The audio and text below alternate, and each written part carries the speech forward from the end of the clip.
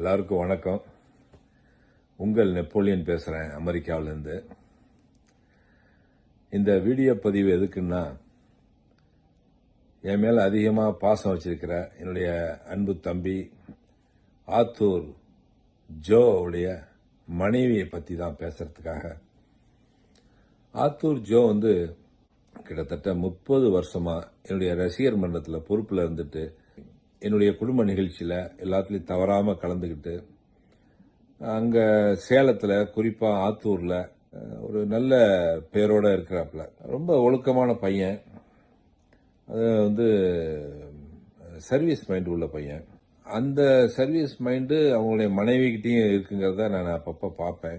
Attur Joe அடிக்கடி இந்தியாவுக்கு வரும்போது, அதே மாதிரி சேலம் பகுதியில், கோயம்புத்தூர் பகுதியில், திருச்சிக்கு வரும்போது தவறாமல் என்னை பார்ப்பாரு. அப்போ ஒரு சில நேரத்தில் அவருடைய மனைவி குழந்தைங்களையும் என்னை அழைச்சிட்டு பார்த்துருக்கிறாரு. அந்த வகையில் கிளாடிஸ் ஜார்ஜினாவே எனக்கு தெரியும். ஆனால் அவங்ககிட்ட இவ்வளோ திறமைகள் இருக்குங்கிறது எனக்கு தெரியாது.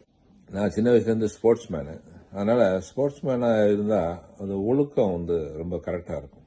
அந்த ஒழுக்கமான அந்த டயத்தில் போயிட்டு சாப்பிட்றது, டயத்துக்கு தூங்குறது, டயத்துக்கு கிரவுண்டுக்கு போகிறது, எக்ஸசைஸ் பண்ணுறது, அப்படிங்கெல்லாம் ஒரு பயிற்சி இருக்கும். அதே மாதிரி தான் இந்த நடனத்தில் இருக்கிறவங்க எல்லாமே அந்த குருவுக்கு வணக்கம் செலுத்துறதாகட்டும், இல்லை மாணவர்களுக்கு ஒழுக்கத்தை கற்றுக் கொடுக்கறதாகட்டும், ரொம்ப டிசிப்ளினாக இருப்பாங்க.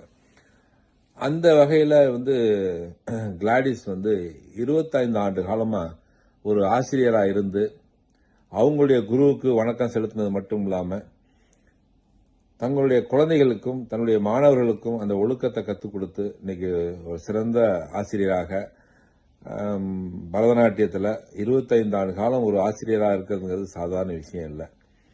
அது 5இல் வளையாதது 50இல் வளையுமான்னு சொல்லுவாங்க. அந்த அடிப்படையில் 5 வயசில் வளைஞ்சாதான் 50 வயசில் வளையும். இப்போ கிட்டத்தட்ட இவங்க அந்த வயதை நெருங்கக்கூடிய நேரத்திலையும் விடாது இந்த பயிற்சியை தன்னுடைய குழந்தைகளுக்கும் தன்னுடைய மாணவர்களுக்கும் சொல்லிக் கொடுக்கறதுங்கிறது மிகப்பெரிய விஷயம். அது மிகப்பெரிய கலை.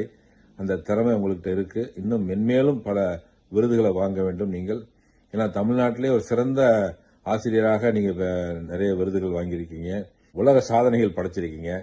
பல குழந்தைகளை வச்சு நடனத்தை நடத்தி, கடந்த வாரம்தான் இதே மாதிரி ஒரு பரதநாட்டிய நிகழ்ச்சியில் கலந்துக்கிட்டேன், சிறப்பு விருந்தினராக கலந்துக்கிட்டேன்.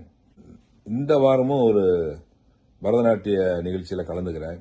அது என்னவோ தெரியல, பரதநாட்டிய சீசன் என்னன்னு தெரியல. ஆத்தூர்லேருந்தும் பரதநாட்டியத்துக்காக இந்த வீடியோ பதிவை கேட்டிருக்கிறாங்க. அந்த வகையில் ரொம்ப சந்தோஷப்படுறேன். பரதத்தை கற்றுக்கிறதுங்கிறது சாதாரண விஷயம் இல்லை. அது சின்ன வயசுலேருந்து கற்றுக்கிட்டா தான் கற்றுக்க முடியும்.